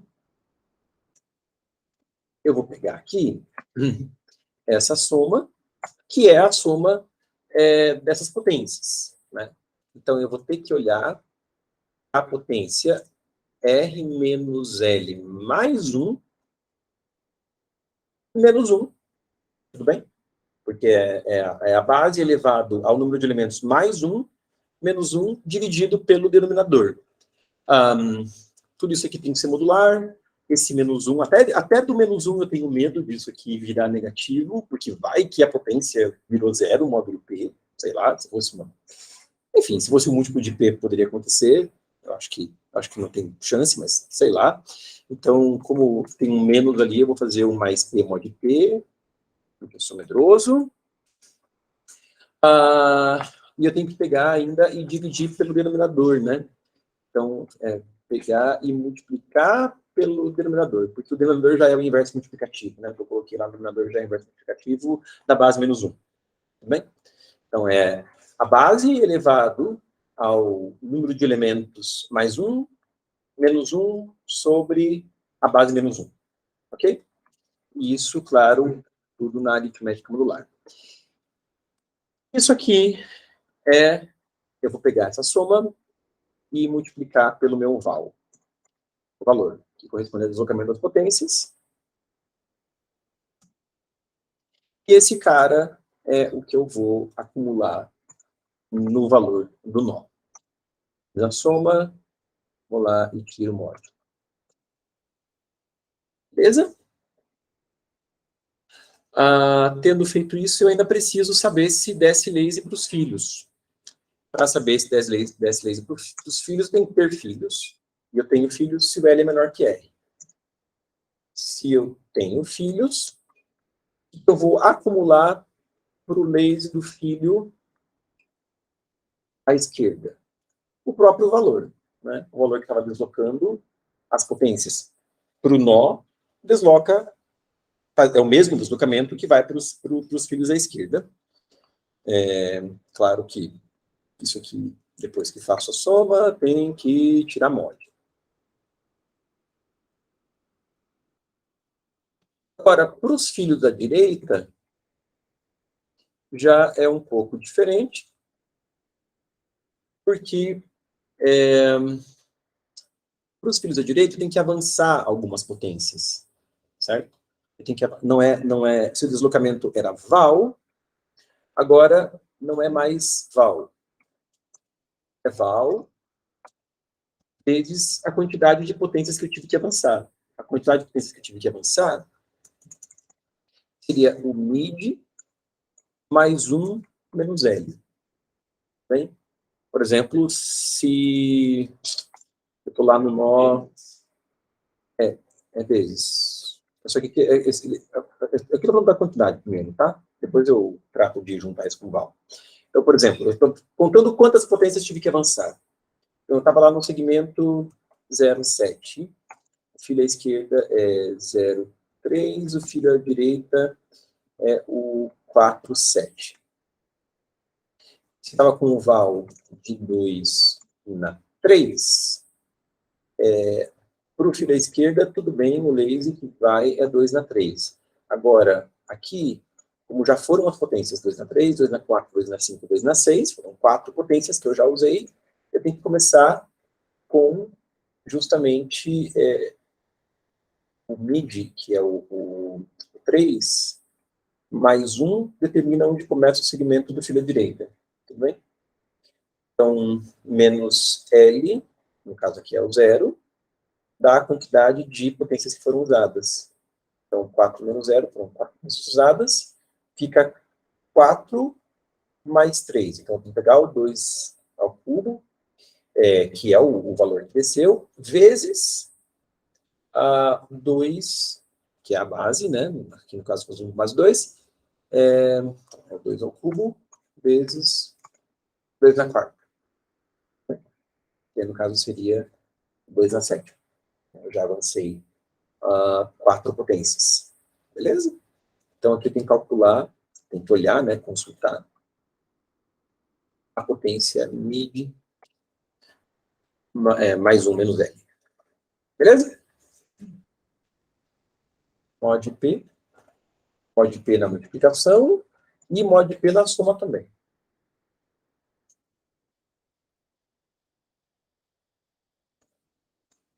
E mod P na soma. Aí a função de update no. 8h20. Mas, tecnicamente, eu tinha esquecido disso, né? Depois que a gente mudou o horário do clube, a oficina é até 8h40, não até 8h20. Tá? Então, vamos seguir aqui no código. Mas falta pouco. Agora é só a função de update. E vai dar tudo certo. E aqui o cabeçalho. Vai ser update. Espero que tenha um valor ainda. Deixa eu ver se eu fiz tudo lá no update. Não. Assim. Só estou falando de mid lá, mas eu não defini quem era mid. L mais E sobre 2. Por a minha cola aqui, que eu não esqueci de nada. Tá, tudo certo.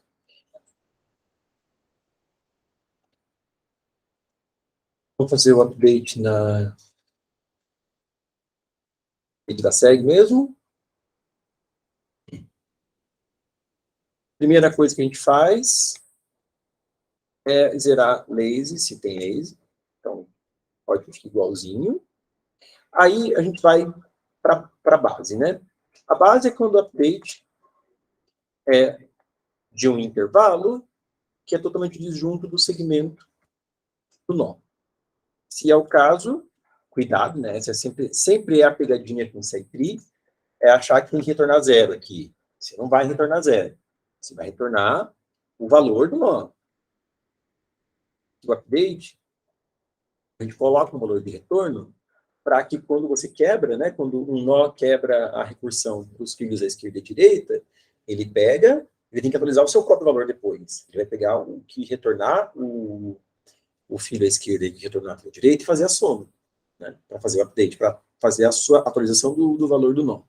Então, aqui não retorne 0. O outro caso é quando o segmento está totalmente contido dentro do intervalo. E aí, nesse caso, a gente vai ter que quebrar a recursão no filo à esquerda. Deixa eu pegar isso aqui. Não, aqui não é recursão. Aqui é o caso base ainda, né? Quer dizer, eu já consigo fazer a atualização no nó, né? Porque o intervalo já está. O segmento do nó já está totalmente contido no intervalo, Eu já posso fazer a atualização do nó sem descer para os filhos, só mandando laser para os filhos. Tudo bem? É esse caso. Então, eu vou fazer a atualização no nó.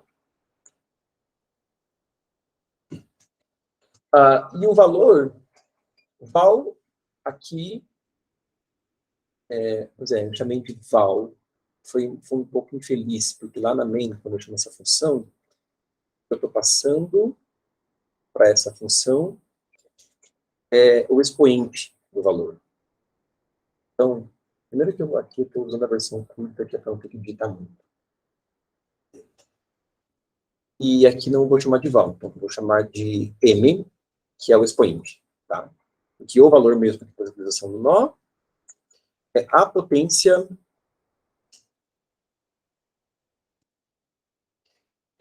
seria a potência m, só que tem um detalhe que bom, eu já falo desse detalhe, porque por causa do modo como eu vou quebrar a esquerda e a direita na recursão, eu vou ter que eu vou ter que mexer nesse m, mas eu vou esperar dar o problema para mostrar para vocês qual que é o problema.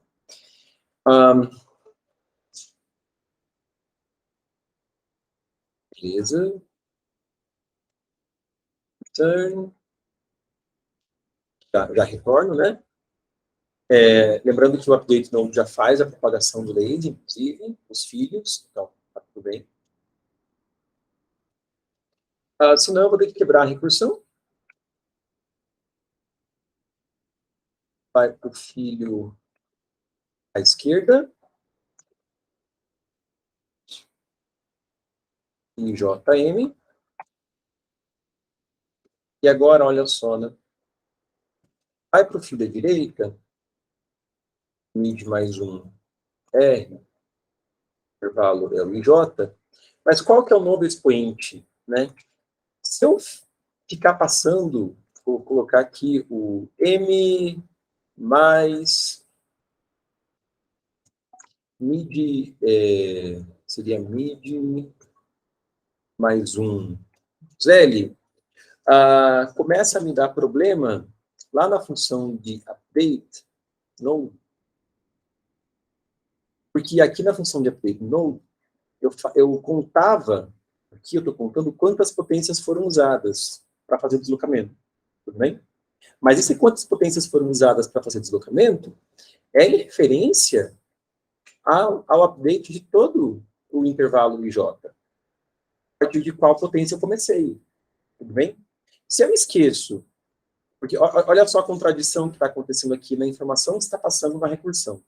Você está passando na recursão que as coisas continuam sendo sobre o intervalo IJ, só que sobre o intervalo IJ você quer contar as potências a partir disso aqui. Então, você está se contradizendo e daqui a pouco você vai ter potências muito grandes sendo geradas à medida que você vem para os filhos à esquerda, para os filhos à direita. É melhor, já que eu estou preservando o intervalo para não esquecer qual é o intervalo original sobre o qual foi disparada a função de update, eu preserve também qual foi o deslocamento original que foi disparado para o intervalo, e aqui eu consigo saber exatamente quantas potências já foram utilizadas para poder fazer o update do nó. Se eu sei que a potência a partir da qual eu quero que seja começada a contagem de todo o intervalo J, e eu estou no segmento LR, que já está totalmente dentro do intervalo, então, o que eu posso fazer? Eu tenho que começar a contagem a partir do M, né? E eu sei, né, que já foram usadas L menos I potências. Né? O LR já está dentro do intervalo IJ, e fica mais fácil fazer desse jeito, né? Quer dizer, era para começar a contagem a partir da potência M, só que eu já usei L menos I potências, então eu pego a potência M mais L menos I. E aqui eu preservo a informação original do intervalo, assim como preservo a informação original da potência a partir da qual eu quero fazer a contagem. Tudo bem? Porque se você mexer aqui no parâmetro, você começa a perder informação e daqui a pouco você tem um monte de potências grandes sendo geradas e você não quer elas. Tá? E eu sei disso porque no código deu wrong answer por causa disso. Tá? Então eu tive um pouquinho de de dor de cabeça, porque eu estava justamente aqui passando o parâmetro errado. Na hora que eu debuguei, eu vi as cagadas e aí consertei. Eu também nunca tinha implementado uma segue de range update de progressão geométrica. Então, foi a primeira vez. E esse detalhe eu achei melhor implementar desse jeito, né? Preservando a informação, para só fazer a conta quando realmente chegou a hora de fazer a conta, mas a informação foi toda preservada original. 8h30. Ok, dei o update. Aí, isso aqui eu vou dar um nó de IP. Vou gravar no nó.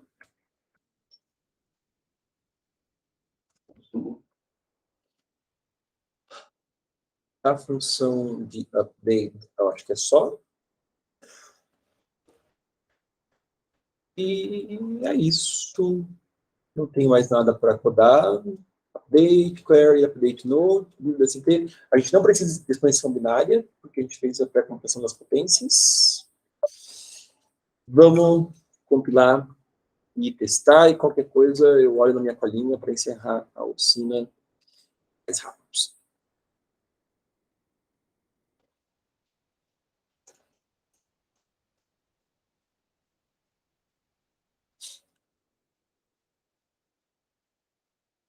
Beleza.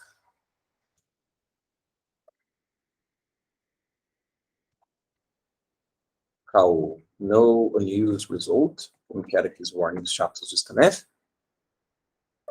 Ixi! Aqui que não gostou.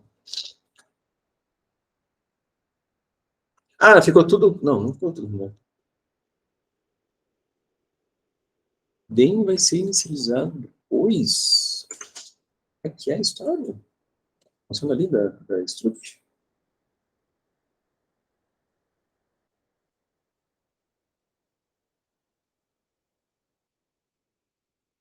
Entendi. O que não gostou aqui? DEM. Está dizendo que o DEM vai ser inicializado depois. Não entendi. Nunca vi isso.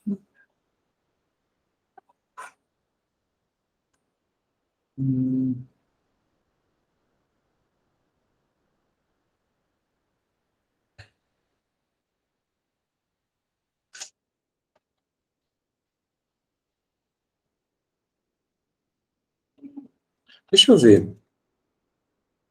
Olha lá.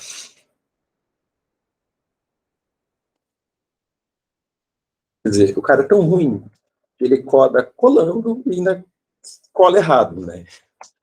Sabe aquela pessoa assim que na prova foi colada com o na cola errado? É tipo isso. O Max aqui foi utilizado. 3 vezes 10 na quinta.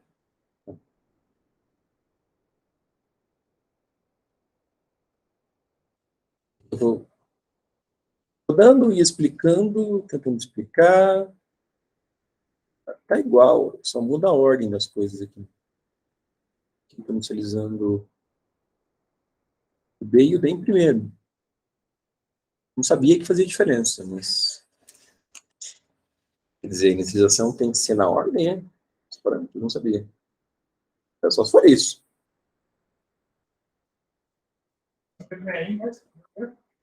É o primeiro warning, né? Mas a gente vai... sempre vai na ordem que as coisas aparecem. Você resolve um, daí tipo, resolve todos, enfim, sei lá. Então... Não? Ué. Nossa, tem um S2, pô. Ó, já mudou. Aqui Lego já resolveu. Que coisa, né? Linha 42. Nossa, eu não sabia disso. Acho que por coincidência, toda vez na vida que eu fiz essa inicialização de struct do C++, quando eu tenho construtor com parâmetro, eu acabei, coincidentemente, sempre fazendo na ordem dos parâmetros.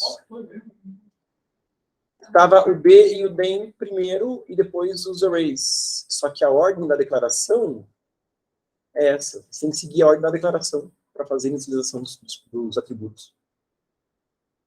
Das variáveis. Eu não sabia disso. Aparentemente tem que fazer. Pois é. Tem linha 42, tem parênteses. A chave que... Essa chave fecha esta fecha a da função. Tem um return aqui. Não, esse cara é void. Mais.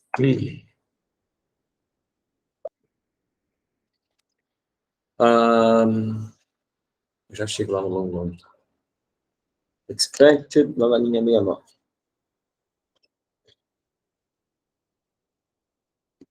Vírgula, que mais? Você viu que eu pinto tudo de volta. O AI eu declarei como long. Então, tem que fazer LD.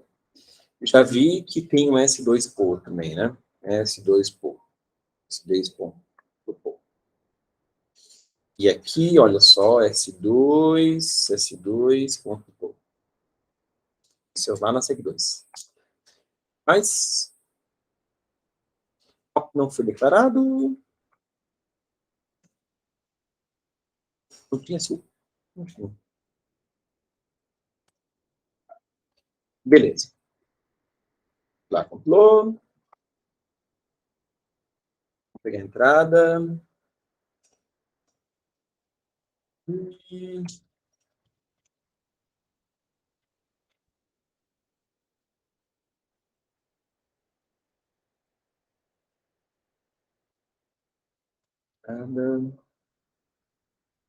Vai que dá 17 e 12.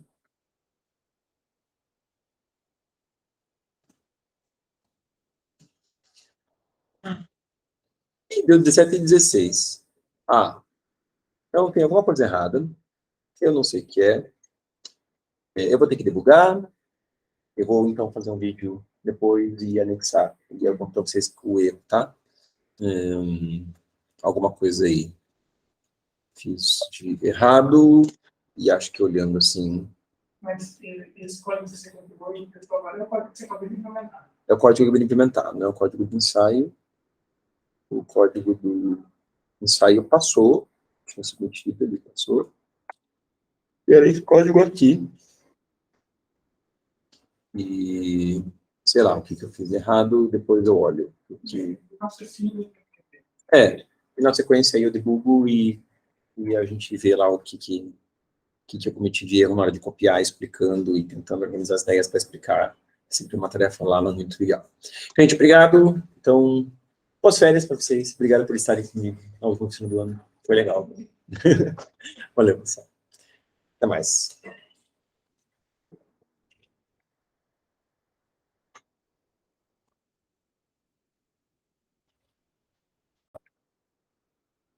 Olá.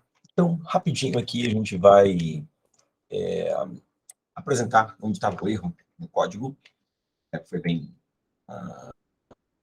é o tipo de coisa que a gente começa quando está escrevendo código e tentando explicar ao mesmo tempo, e a gente talvez fala a coisa sem escrever, né? Então, nesse momento aqui do código, onde está no mouse, eu falei que, então a gente chega aqui e zera o lazy. Pois é, então eu só escrevi a variável, né, mano? Zerei. Então está aqui, zerando o lazy. Isso acontece, claro, aqui na query, e acontece aqui também no update. E beleza, e é isso. Se eu pego esse código aqui e submeto lá no Codeforces,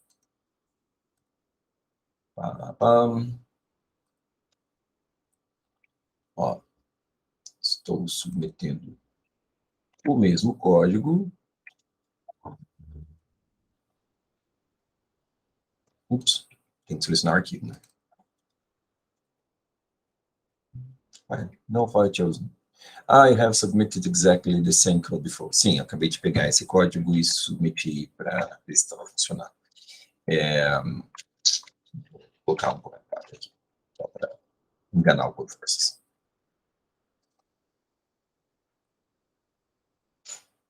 Beleza, running. E...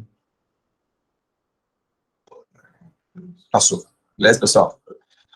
Boas férias, bons estudos, bom descanso para todo mundo. Até mais, tchau, tchau.